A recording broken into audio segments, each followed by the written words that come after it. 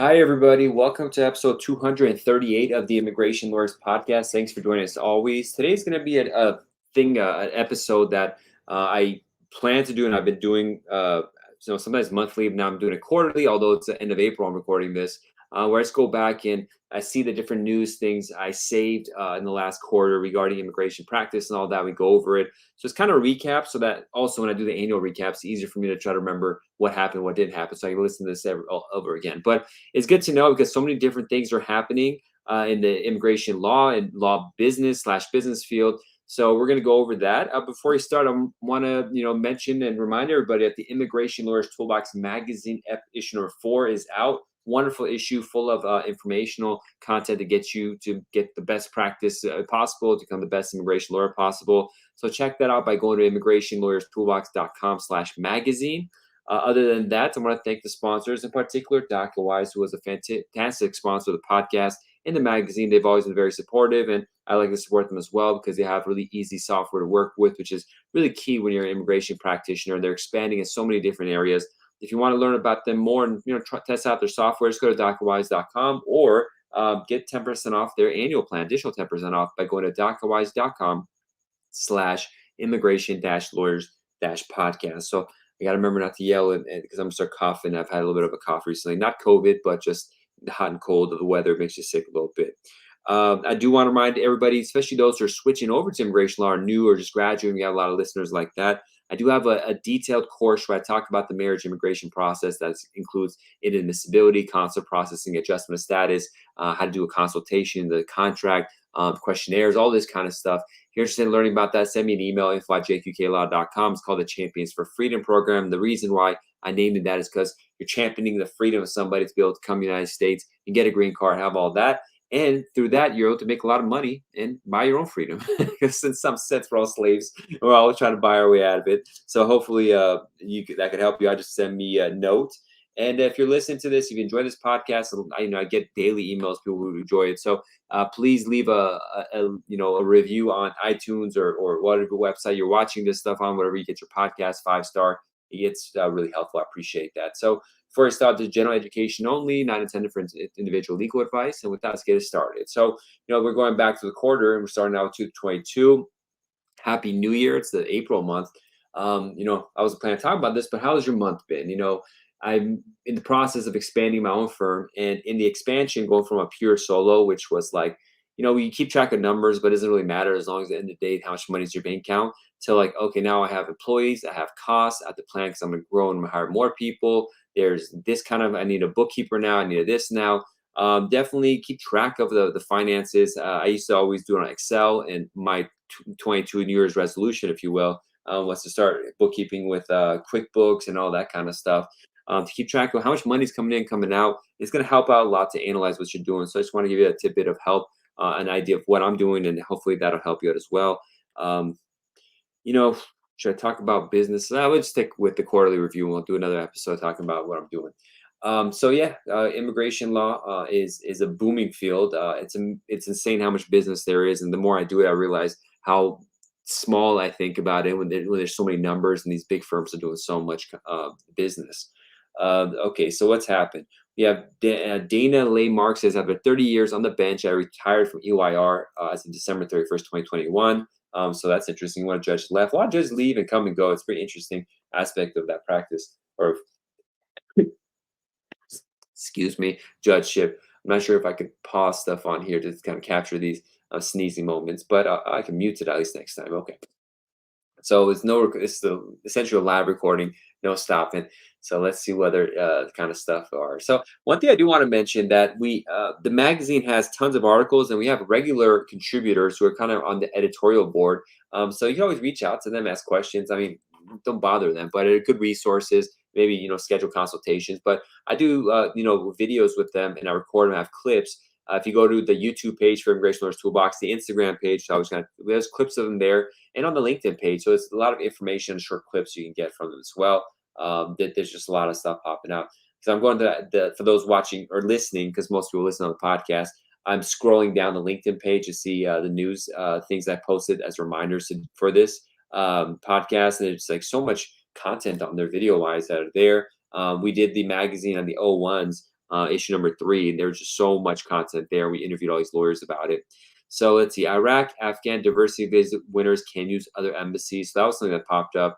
The diversity visa, it's coming up. I got a couple of these cases, but it's a nightmare if you're dealing with Russian, Iraq, or Afghan people who don't have embassies processing. Getting them in is just a nightmare. So that's annoying. And then we have the issue with just India processing, which is like they're not really processing the numbers. Pakistan, India, they're just not moving forward. It's very frustrating. We have a note here. VAC appointments for non-immigrant visa applicants in Chennai, consular post scheduled, blah, blah, are postponed for tomorrow. It's just it's just a mess out of what's going on, and it's like, what do you tell clients? They can't even believe it that things are taking this long. So it's a bizarre situation. We have a post here. Governor Newsom signs into law the first in nation expansion of Medi-Cal to undocumented Californians age 15 over.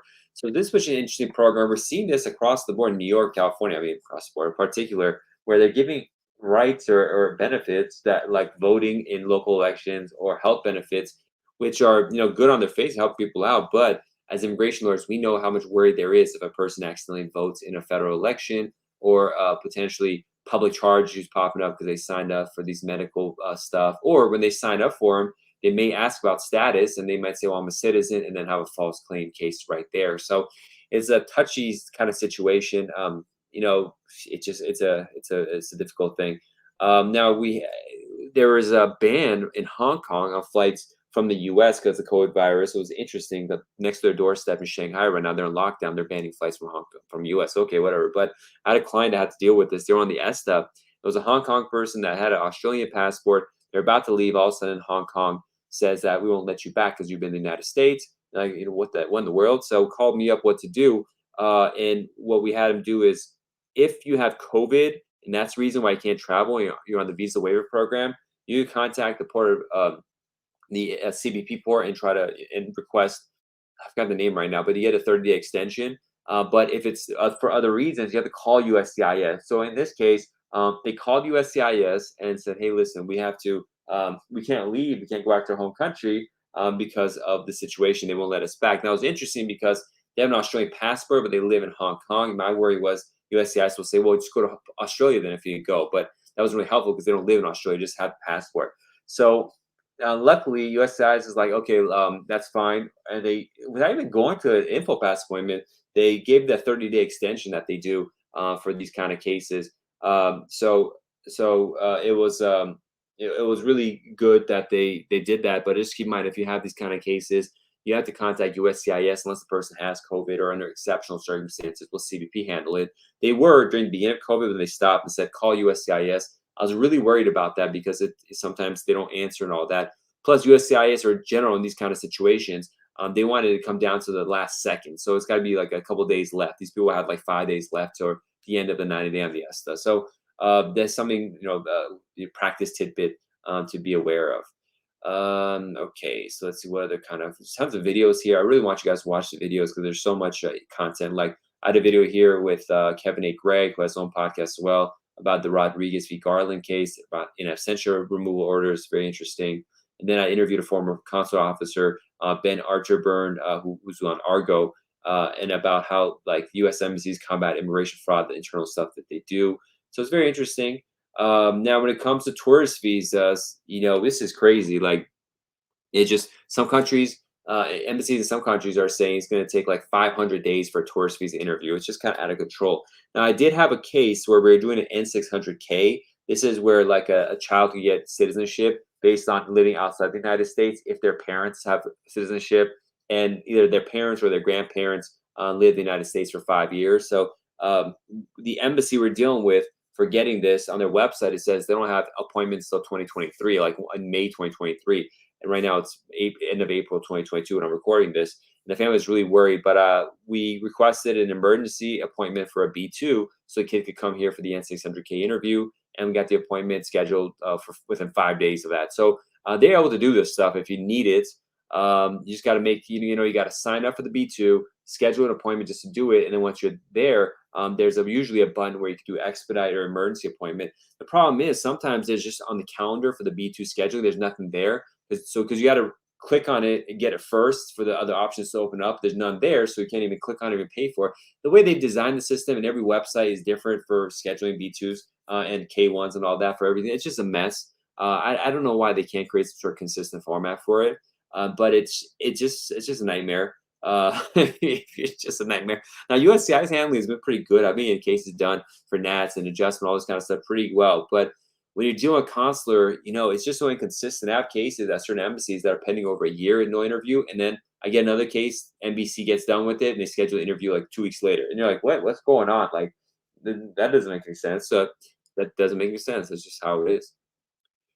Okay, so I did well, it's a clip from a previous podcast so I'll leave it at that. But the SEC, I don't want to repeat stuff.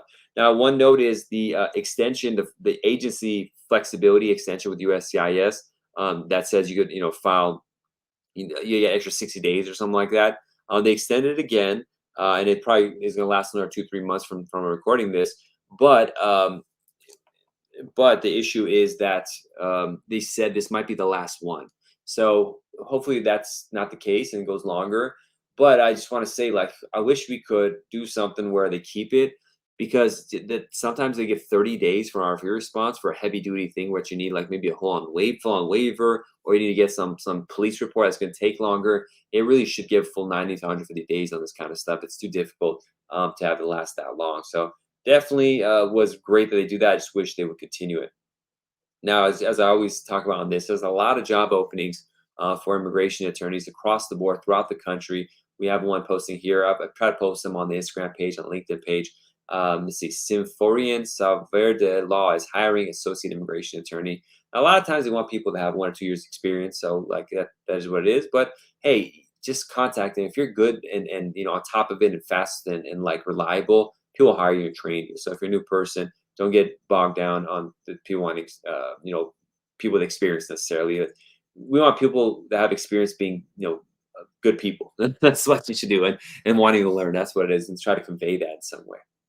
Now, USA has provided clarifying guidance on O1 on immigrant visas and arts versus motion picture and all that kind of stuff. I didn't read it because I don't do O1s, but I have to get one of the experts actually. I can make a note of that. O1 changes. They just did a bunch of changes for O1s and extraordinary ability. I got to find someone to do an article on that for the next issue. And I wanted to say this at the beginning. I forgot to mention it, but if you're listening and you know an area of immigration law really well, please contact me and contribute content to the Immigration Nurse Toolbox magazine. Get your name out there, get the notoriety, and all that kind of stuff that come with it, and help other people, become better immigration attorneys. So just let me know, and we can put that in there. DHS Ombudsman Nathaniel Steele explains case assist service. Okay, so Ombudsman's office been doing a lot of shifts. They've been complaining obviously about some of the mess that USCIS has and say it's got to be changed. But someone had said that the Ombudsman's office said they're not going to help with expedites anymore. I'm not sure if that's the case, but even congressional offices have gone difficult. I contacted a senator in Texas, not Cruz, the other one, and I said, listen, we need to expedite I-130, and we got a letter response. They didn't even email us. They sent a letter in the mail, and it said, we're only helping people that don't have lawyers. If you need help with this and you're a lawyer, contact Ayla. I mean, what kind of nonsense response is that? So just prepare for nonsense, essentially. So it doesn't make any sense. Quick note, the founder of Erickson Immigration Group, EIG, as they call it, passed away this quarter. Jerry Erickson, pioneer in immigration law. Erickson's really blowing it up and doing numbers right now when it comes to volume and growth and all the kind of global stuff they're doing. One of their global migration persons there, and Johnson regular on the show and part of editorial board of the Toolbox magazine.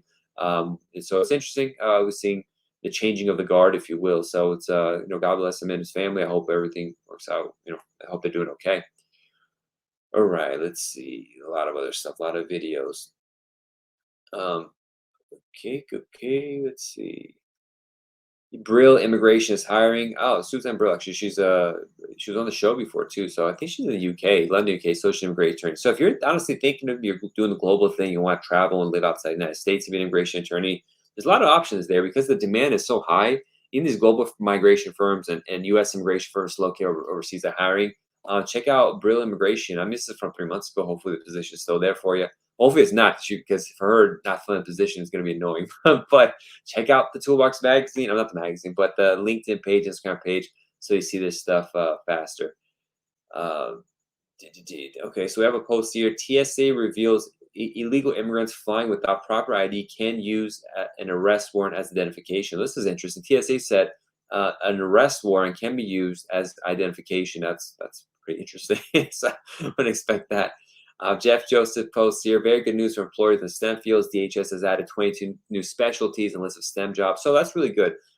They broke down more for OPT, what jobs qualify for STEM extension. So check that out. There was a Federal Registrar update on that.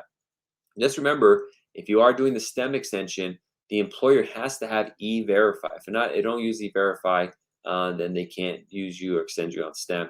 Very important to remember. Now, USCIS published an update, and I'm always afraid to do this, but I have a case I'll talk about in a second. But it talks about USCIS does allow people to transfer the I-485 from one category to another if they have it pending. There's a format for all that. For example, there are people who are EB2, and then the visa bulletin for EB3 went faster, so you switch to EB3, and then EB2 got faster. It's kind of like when you're on the freeway and your lane is going slow, so you switch lanes, and as soon as you switch, the other lane goes fast. And so you can switch it up and keep the same I-485, not to pay the filing fee. I have a case right now where a guy filed an I-130, and the applicant had another case they could have got a green card, and they didn't realize that. So now I'm like, should we switch off the I-485 based on the I-130 and switch it off to the SIV case, to the SIV? But my worry is they say it's discretionary, even though they probably do it. But I hate giving stuff for discretionary purposes. So I said, listen, just have two I-485 pending at the same time. I couldn't find anything in the rules that say you can't have two I-485s pending at the same time. So that they were going to do that just to have backup stuff, because there's Child Status Protection Act. It's just suspicious in that case. So I want to keep it safe. DOS designates mission Kazakhstan and U.S. Embassy in Belgrade and Yerevan as posts for Russian-based student and exchange visitors, visa applicants, because Russia is a homeless, whatever considered now. When your embassy doesn't have a designation like Iran has, it's not Russia has this. I lost track, so it's going to take me a second to find where I was on the LinkedIn page, but I'll talk it in the meantime. This situation in Russia is out of control, just for purely immigration law purposes. We were sending one to Poland. Poland is overwhelmed, and people are, because of the Ukraine situation, what happens to all these Ukrainian cases, because the U.S. had to essentially evacuate. It's a mess, but they've opened up Frankfurt for that purpose, so that's good. I mean, it's interesting. We're going through January 2022 right now to move up to like end of March, and it's like it's like looking at the future, going back to the past, and being like, there's some issues coming. Be prepared. This could be like a nightmare for a group of people. But one thing that did happen is there was, kind of jumping ahead with regards to Ukraine, I should give my opinion. There was this idea that all these Ukrainians should file for tourist visas and come to the United States, which they should have, because they could have got TPS, especially because they pushed back the TPS date where I have to be in the United States. And there was a faction of immigration lawyers that said, no, you can't do this, inappropriate, because of immigrant intent, they're going to deny you. And I just couldn't understand that kind of mindset, because if you are coming on, you don't have to have immigrant intent. If you go file for tourist visa and say, my country's going through war, I want to come spend 5 months in the United States so the war ends and I'll go back, that's not immigrant intent. And by telling clients that or prospective clients, don't file for tourist visas because they're going to deny you, it's like, listen, go pay $205 to go to embassy. If they deny you, they deny you. But if they approve you, you come to the United States, you get TPS, you get a work permit, eventually do asylum probably, or get married, whatever. It saves your life. It saves your family life. So that kind of mindset of saying maybe they're going to declare immigrant intent, that's ridiculous. That was a ridiculous mindset to go in this kind of stuff. And some of the people listening might have said this too. So I just saying, hey, don't think like that. Like, what's the worst that could happen? And they just deny a tourist visa. They do that all day. $200 for the cost of potentially saving your family's life. Definitely not something you should have people avoid doing. It doesn't make any sense to me. So that's just my 2 cents on this kind of stuff. All right, I think I'm getting back to where I was before I accidentally lost my place in all this. I want to make sure to cover everything, because I'm going to need this when we go later on for anal review. So that's these podcasts for my anal review, which you should listen to, the 2021 anal review podcast a couple months ago. Those are one of the most popular podcast episodes that I do, just recapping it and trying to talk about what we learned the last year. Because every year, every quarter, every day, immigration is something new to learn. All right, so I think we are back where we are before I messed up and lost my place. All right, so fact sheet: Biden Harris administration. Okay, the STEM stuff. Cold winter. Blah blah blah. One practice tips. U.S. State Department orders family of embassy personnel to Ukraine to leave. So they announced this on January 23rd. I think the war started in February, so they're like they see what's coming on. But yeah, geez, they would have didn't expect that from happening. Announcement FMJ. Okay, we already talked about that. I reposted this stuff multiple times. It seems.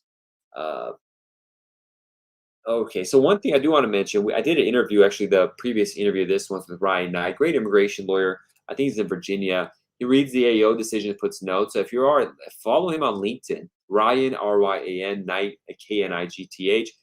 He posts like trends and notes on different AO decision categories and point based, obviously, for like EB1s, O's, and stuff. And he has articles he submits to the magazine, Toolbox Magazine, to talk about trends and different things. He had a great one about H-1Bs in the last issue of the Immigration Lawyers Toolbox Magazine. Check that out. It's gonna be helpful for your practice. But that was really interesting finding these jewels of people who are really helping the practice for free, just putting it out there. So it's really good.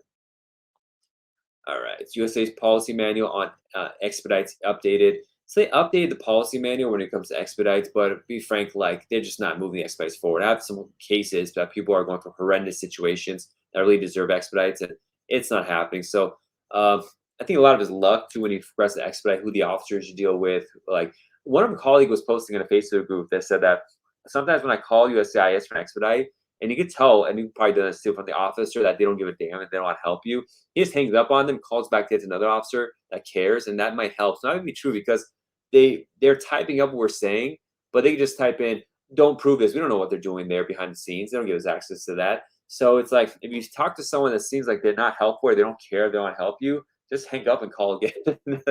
I haven't done that, but that's some tactic I want to do. There's also Ask Elis has a way because sometimes when you call, you're on hold forever. What I do now, because I wake up early, like at 4 or 5, I just call first things first. But even East Coast time, that's early. So and I always get a hold of an officer within a few minutes. But if you want to use that Ask Elis stuff, it's a pretty interesting thing to do.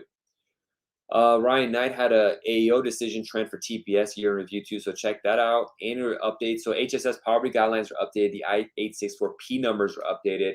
One note is we had issues with cases or worries that we filed adjustment of status. They made enough money, but with the increase in the poverty guidelines, then all of a sudden they couldn't make enough money to cover it. We looked in the 8 CFR, blah, blah, blah, when it comes to I-864, and it said the poverty guidelines it's set when the application was submitted are good. So for adjustment of status, once we submit I-485, the I-864 numbers income numbers, the I-64P are good.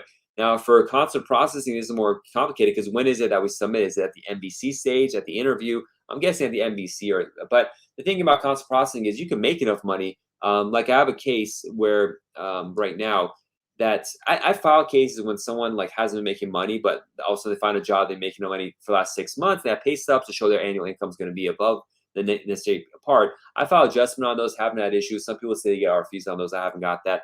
But we did that with the embassy. The embassy's like, no, we're not down with this. Get a joint sponsor. So even if you do meet the I-64 requirements, let's say, like it doesn't like embassies do whatever they want to do. So you gotta be really cautious when you're dealing with them.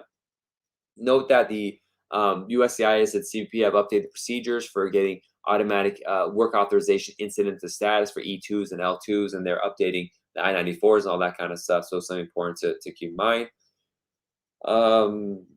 USCIS has DOS has updated its transmission assisted reproductive technology. Blah blah blah. I mean, essentially, like when you have kids through, people go and have people carry the kids for all this kind of stuff. Assisted reproduction.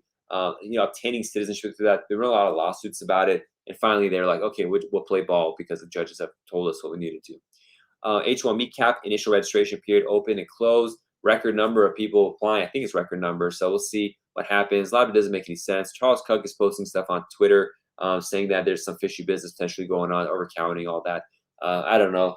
My associate handles H1Bs, and I hate stuff with deadlines like H1Bs. So it's not my forte, but definitely something important to know if you're handling those kind of cases. All right. State Department has published a response to ALS questions. This is something always really interesting to look at. This one wasn't as interesting to me, frankly, but ALA does this regular liaison meeting with DOS, Department of State, and a lot of times there's golden nuggets in there. So check that out. They published the January 20 liaison meeting there. And usually like one of the committee members is Masa Kambabi. We had her on where we went through the previous one to this. But I was reading this one. There was nothing that really caught my attention. I'd really want to talk about on the show, so I didn't read it. But you'll hear it here as there's good stuff popping up. Okay, let's see what else going on. Another job opening: University of Nevada is hiring a staff attorney for their immigrant community clinic kind of thing. Um, let's see, staff attorney at Justice for All, removal defense. Cato Institute says record non-immigrant visa waits even as 1/3 of consulates remain partially closed. Ugh. On fourth, okay, U.S. K1 consul numbers. Ireland gives undocumented migrants path to citizenship of both migration. BAL announces founding partner David Barry's transition to partner emeritus. BAL, another big timer. We did an interview, two interviews previous to this, or like, yeah, two interviews. The chief technology officer, BAL. If you don't know BAL, Barry Appleton Leiden, they're like one or two biggest immigration law firms doing numbers, and so have a big influence on the field. Founding, the Barry and the Barry Appleton Leiden is retiring, transitioning to partner emeritus. I'm not sure partner emeritus means, but probably semi-retirement of some sort. Let's see. Nicole Hartnett says, if you're a business immigration attorney, 1 or 2 years experience, looking for a change, come work for us. Corporate immigration attorney. Check that out. Nicole Hartnett. Firm challenges threatening FOI. Oh, so this is interesting. If I've contacted Law 360. They're like a legal news source, and I say, hey, listen, be a sponsor of the program. I keep plugging you guys, and they're just ignoring me. So I'm very stupid of it. I plug more, but Hoppick Law Firm. He's like a guy who sues for FOIA all the time. Follow him on Twitter and stuff like that. He's a very active immigration attorney, especially in the Twitter space. And he did a FOIA request, and then they sent him information that they shouldn't have. They forgot to redact it, and then all of a sudden they sent him a letter, kind of semi-threatening, saying that he has to like destroy it and all this kind of stuff. So he sued. He's like, get the hell out of here. Like, what the hell's going on? So Matt, I've contacted him to come on the show, talk about stuff he's doing. Ignored it. If you guys know Matt, say, hey, what's going on? The podcast is like the #1 source for immigration attorneys and trade organizations. So don't ignore it. Come on, tell us and help our colleagues out because you do so much. Utility giant agrees to no longer allow sensitive records to be shared with ICE. This is kind of crazy thing that behind the scenes they're just sharing so much information, these utilities and stuff. I've come to realize the information sharing that USCIS has, even like at an adjustment interview, recently has opened up tremendously in the last 6 months, a year, where officers on the computer can access, based on your name, social security number, tons of information about your credit reports, where you live, utility bills, all this kind of stuff. So you got to be very cautious in the documents you give USCIS and what you say. Obviously, you're going to be the truth, but they could have issues and documents pop up. I had one case for naturalization where a client co-signed for his brother's place in another state because the brother didn't have good credit. And the officer started questioning whether his address really was where it was. He's like, why would you have a credit check there? And he explained it. And he's like, well, I need a letter from the landlord saying you don't actually live here. And he's like, dude, obviously I live here. I have a job here. I have employment records. Like, and I explained it's my brother's name is on the co-lease. Like, what are you talking about? So this information sharing is out of control, in my opinion, but it's just the direction we're going to. Spain may soon become the latest country to offer a digital nomad visa. I look forward to this kind of stuff because the firm is bigger, and my firm is. I plan on taking advantage and traveling, working across the world. Utility, okay, I shared that on out. EOIR, e-filing, there's paper filing, there's some of that going on. Check out my interviews with the Clips, at least, but interviews with Kevin and Greg. And check out his podcast too. Mission KSA, that's Saudi Arabia, announces interview waivers are now available for Saudis at least 50 years or older for a tourist visa. That's interesting. They're doing that. Okay, let's see. J Treaty, a recent couple, blah, blah. Australia to open up borders. Australian immigration is crazy, but they open up tourists and the vaccinated stuff. You probably follow this in the news when that tennis player was trying to go there and they kept them locked down. We're actually in February now, February 7th. All this stuff going on there. U.S. Embassy in Israel reports that during the past 6 months, it has issued 40% more passports and almost 70% more consular reports of birth abroad. Probably people are stuck there. They want to be able to come back to the kids here. Very interesting to see the numbers and that pop up. I've been getting a lot of N600, N600K cases myself. So a lot of stuff in regards to popping up. Good area of a lot of NOAA to promote. That's that. EOIR apologizes after asking attorney to delete tweets. The hell's going on? Why did they do that? Check out my interview with the wonderful attorney Bob Weber. If you follow him on LinkedIn, the #1 immigration lawyer on LinkedIn. But also, he's going to do new articles for the magazine, a lot of stuff. We really appreciate him. But funny guy too. and just so much educational information on LinkedIn. But we did interview on the podcast. Check it out, Bob Weber. It was a lot of fun. Did I write what episode it is? Episode number. I thought my assistant to write what episode the clip is from or something like that. Oh, we had another person pass away, Rebecca Van Utert, Fragment, ultimately passing her partner and friend. She's a partner at Fragment. It's hard to see that, terrible. We have a job opening up, job by Scott Pollock and Associates. Scott Pollock, great attorney, do some good lawsuits over in Chicago. Scott, I was going to have him on the show in the magazine. I got contact, I forgot. If you're listening, Scott, I'm sorry, Scott Pollock, do some great work. But job opening over there for immigration attorney. Innovation Law Lab hiring staff attorney as well. Okay, let's see. BIA to publish previously unseen rulings under settlement. That's good. The BIA is opening up books. Ninth Circuit finds part of immigration law unconstitutional. That's really vague. Like, let's open up that link, what that was about. Ninth Circuit invalidates a subsection of the law that makes it a crime to encourage unlawful immigration, ruling it's overbroad. That's really good because what was happening was a big case about this where they essentially would have said, like, the guidance that we give our clients about, like, they say, hey, listen, if you're here without permission, don't go close to the border. There might be checkpoints. Saying that could be, encouraging unlawful immigration or how to, blah, blah, blah, doing something illegal, and they get you. But lawyers should be able to tell whatever the hell we want to clients. That's ridiculous. So I'm glad the Ninth Circuit did that. UK update Friday, the government will disband testing other requirements for fully vaccinated travelers going to UK. Well, that's interesting. Kishidi says Japan looking to these entry restrictions on foreign workers and students. We'll see if that happens. Japan's one of the most restrictive countries when it comes to immigration. CBP officials implemented rapid DNA testing to verify claimed parent-child relationship. Well, that's interesting. A lot of that's happening, child trafficking at the border, so that's good they do that. USCIS policy alert subject, violence against women act self-petitions. There's an update there. USCIS issues guidance on informal marriages for derivative refugee and asylum status. This is interesting. They're saying for asylum cases, for derivative, you don't have to have a marriage certificate. You can have informal marriages. So, I had a colleague once who got what was it, an O1 or something like that, or an E2 approved based on people who are cohabitating, and later got the green card approved too. I don't know how the hell she did that without a marriage certificate, just that they're cohabitating. But this stuff happens. It's just, who knows? Like, if they came to me, I would have said, sorry, I can't help you, but I would have been wrong. Two South Bay executives charged with fraud and obtaining special occupancy H-1B visa fraud. Yeah, that's crazy. Let's see. It's funny. I'm holding, for those watching on video, or not on video. I put my hand in my arms and I'm holding my chin, and I was scrolling through LinkedIn, and this clip of me came, and I was doing the same exact pose. It's a little weird to see yourself do something like that. All right. See, DHS proposes fair and humane public charge rule. So they updated public charge rule, and so it's pretty opened up, which is good. Kind of jumping ahead, they just updated the I-134 form under this United for Ukraine, which I'm not going to get into today because that's part of Q2. But interestingly, they updated the form I-134 with that much fanfare. They did it overnight and then announced it, which is annoying. But they made it much longer, which I hate when they do, and they want income information detailed for the beneficiary, which creates a lot of work because we have these K1 cases where we had the I-129F pending or approved. Now we gotta do a new I-134. It's gonna take more time, so we have to update our prices and costs. I hate doing that in the middle of a case because clients will be annoyed of that.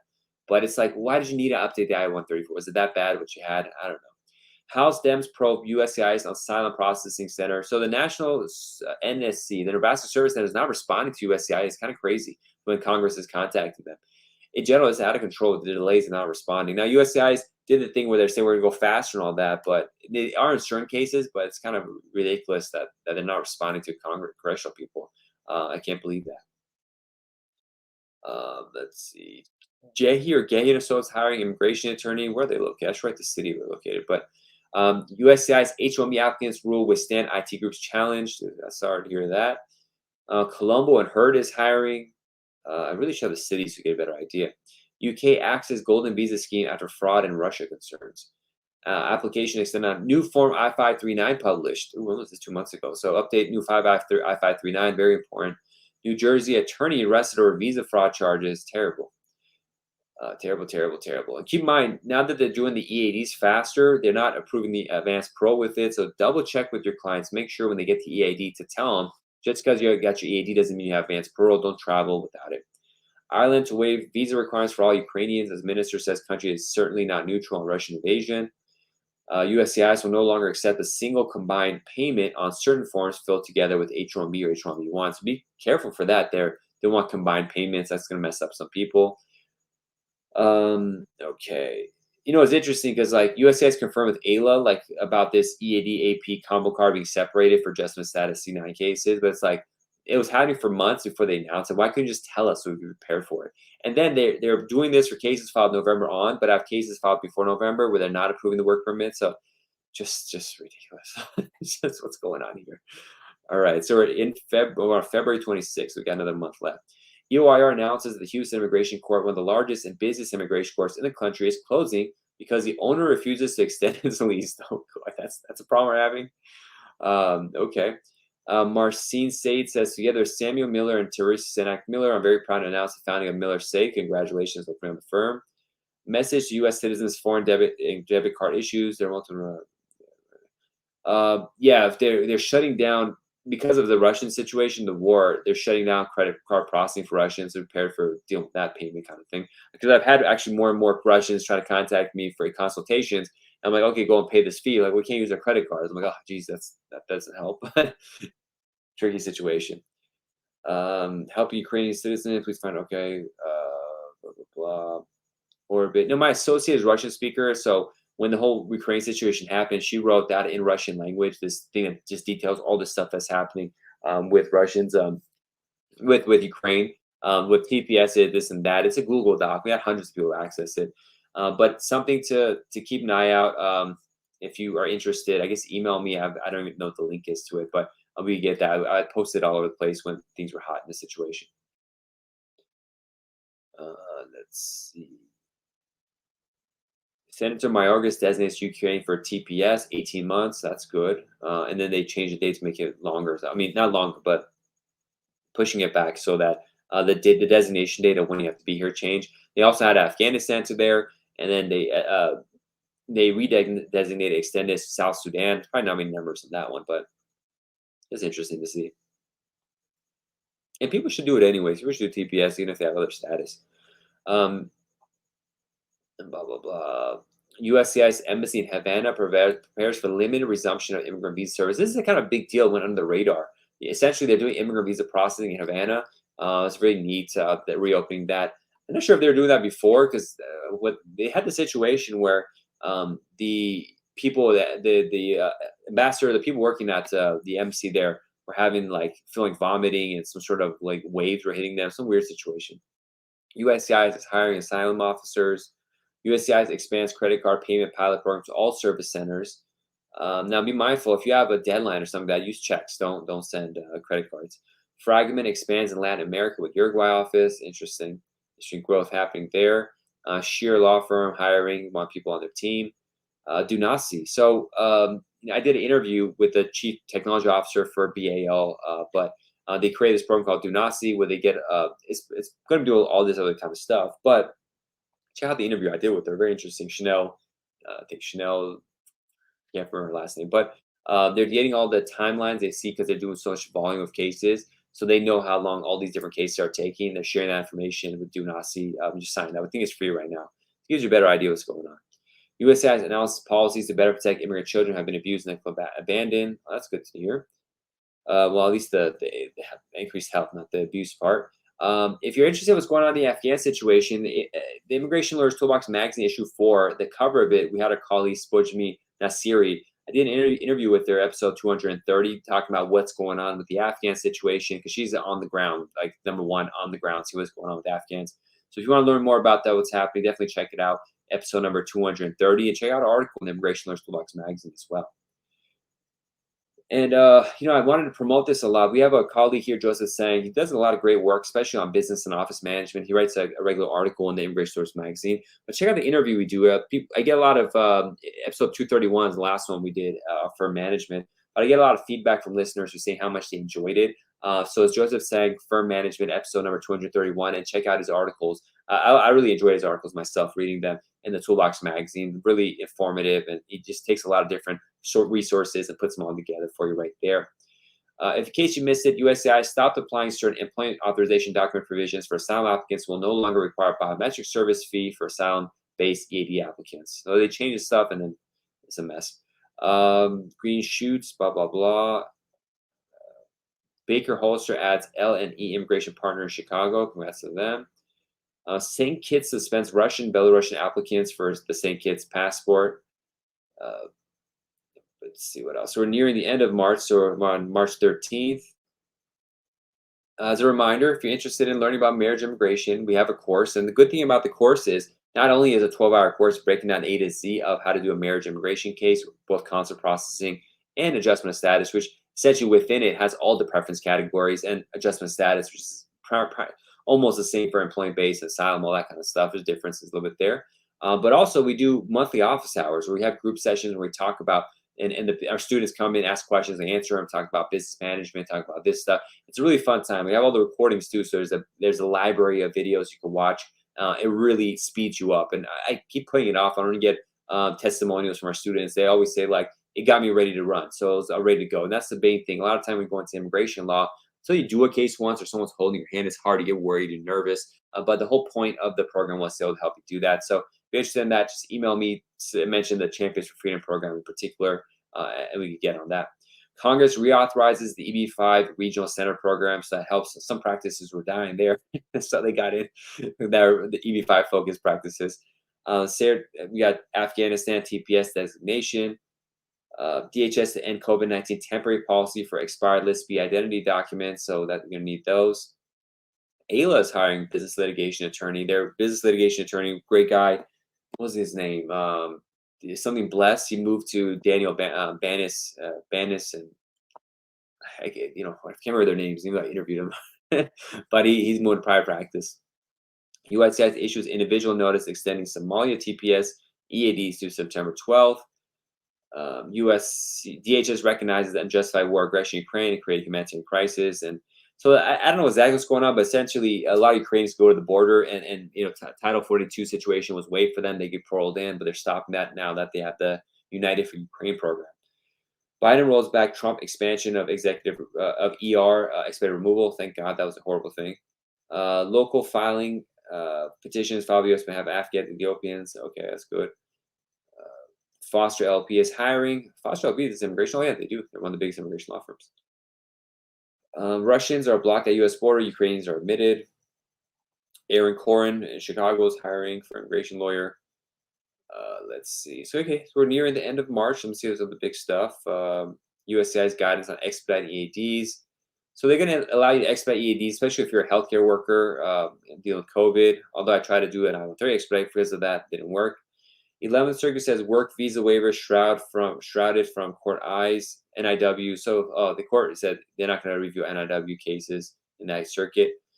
Qualified published material and scope of leading critical role extraordinary as a researcher classification. Oh, they broke that. It's the L1 kind of thing, or extraordinary ability material.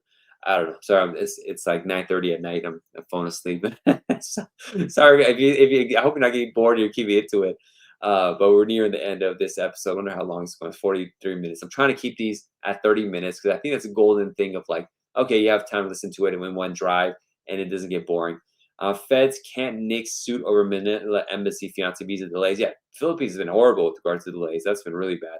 If you have cases there, just so obnoxious, the delays. USCIS announced new action to reduce backlogs, expand premium processing, provide relief to work permit holders. They say all this. The proof is in the pudding when they actually do that. So we'll leave it at that. And I think with that, that's the first quarter, everybody. Thank you for watching. Definitely check out us on Instagram. Check out us on Immigration Lawyers Toolbox on Instagram, on LinkedIn, a great place to do it on the page there. If you're interested in learning about immigration, become a student of the course, email me info@immigrationlawyerstoolbox.com. Check out the magazines. If you want to be a contributor, get your name out there, get some fame and notoriety. Email me, talk about what you can contribute, what kind of article, what kind of idea you have, and we'll fine-tune something so you get in the Immigration Lawyers Toolbox. The idea of the Immigration Toolbox is to promote both education immigration space, but also promote immigration lawyers, because so many of us get lost in the work, don't know how to do all the marketing, don't know the videos. Not everyone's doing podcasts. So it's like, well, you don't have time for that. You don't know how to do that. Just come and jump aboard. You come on the magazine, we'll do an interview, all this kind of stuff. Now, we can't accept everybody, but just give an idea, kind of see your background. If you just became an immigration attorney yesterday, unless you got something that's really helpful, we can't do that. So you need some experience because we want to have, people want to see people experience. But at the same time, some people maybe who are paralegals for 15 years, know the ins and outs. then they get an immigration lawyer, they're going to know more than most lawyers anyway. So we want good content, something that'll leave an immigration lawyer who reads the magazine be like, wow, I'm glad I read this article. It helped my practice. I'm going to be a better immigration lawyer. So if you can do that, which I know you can, email me at info@immigrationlawyerstoolbox.com, and then check out the magazine and get ideas for it. So that's it, everybody. Thank you so much for joining us again for this episode number 238. We'll be back soon with more. Check out our sponsor, DocOIs.com. They've been so helpful, and we're going to do a lot more work in the near future. You're going to be getting some big news on that. But with that, God bless. Be safe. Have a good one. Bye-bye.